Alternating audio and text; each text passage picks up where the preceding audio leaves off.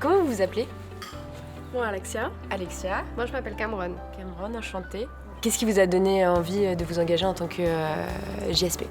J'ai voulu m'engager en tant que GSP, qui veut dire jeune sapeur-pompier, en 2016, quand il y a eu le feu qui a touché la commune des Pennes Mirabeau. Donc j'ai fait des recherches pour savoir s'il y avait une session dans la commune. Et l'année d'après, en fait, en 2017, il y a eu la session, donc je me suis inscrite. Moi, en fait, c'est par hasard, j'ai toujours eu de la famille pompier et on m'a dit qu'il y avait les GSP qui existaient et que d'ailleurs c'était l'année du recrutement des GSP. Donc j'ai participé, j'ai été recrutée et voilà. C'est une formation en 4 ans pour être pompier volontaire. Par rapport à un volontaire qui va rentrer classiquement, en fait, lui, il va avoir une formation plus condensée sur 1 an, tandis que nous, on est sous 4 ans. Et vous avez déjà fait des interventions? Oui. Ouais. Oui. Par exemple, la semaine dernière, 5 voitures qui brûlent en même temps. Donc c'est pas gros feu, mais ça fait quelque chose quoi. L'adrénaline, tout Ouais, ça. ça monte d'un coup là, c'est...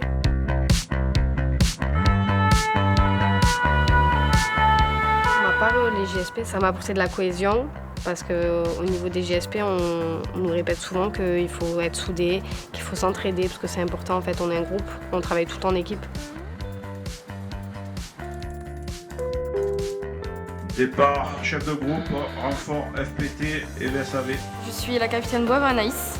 Je suis l'adjointe au chef de centre des Pennes Mirabeau au sein des pompiers 13. Qu'est-ce que c'est? C'est où?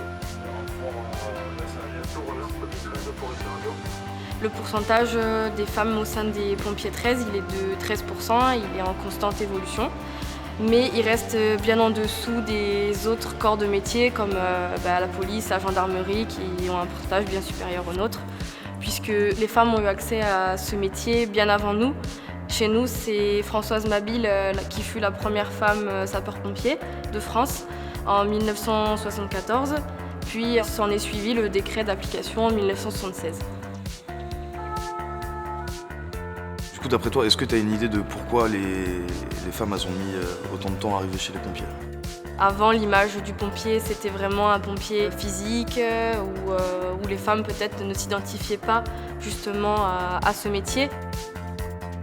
Est-ce que les critères de sélection ils diffèrent entre les femmes et les hommes? Alors les critères de sélection, ce sont les mêmes. Ce qui change, c'est les barèmes d'aptitude physique hommes-femmes qui sont différents. Attention. Allez, on va faire un dégagement d'urgence sur les vannes de la voiture qui est en feu. Ils ont bien la tête. Du coup, il y a un profil type d'une femme pompier. Est-ce qu'il faut être physique pour le coup? Ou est-ce que finalement non? Alors non, il n'y a pas de profil type. On parle de mixité chez les sapeurs-pompiers. Le but, c'est que quand on voit un uniforme, on ne sache pas si c'est réellement un homme ou une femme, mais qu'on partage ces missions-là et les valeurs qui nous animent pour le métier, la profession.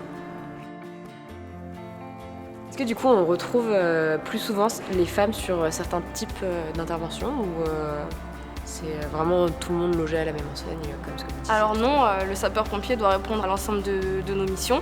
Donc le secours à personne, l'incendie, les missions diverses, mais aussi tout ce qui est les spécialités chez nous, comme le sauvetage des blêments et le risque chimique. Et comment tu te sens en tant que femme? Est-ce que tu sens que le regard est différent? Dans certaines situations, j'ai déjà senti le regard des personnes en intervention parce que pour eux, c'est pas encore dans les esprits des personnes que la femme chez les sapeurs-pompiers puisse vraiment sauver des vies. Code 13 de chef de groupe Les Pennes sur l'Oscar 331 commune des Pennes Mirabeau. Il y a une évolution et les générations aussi amènent des choses différentes d'année en année.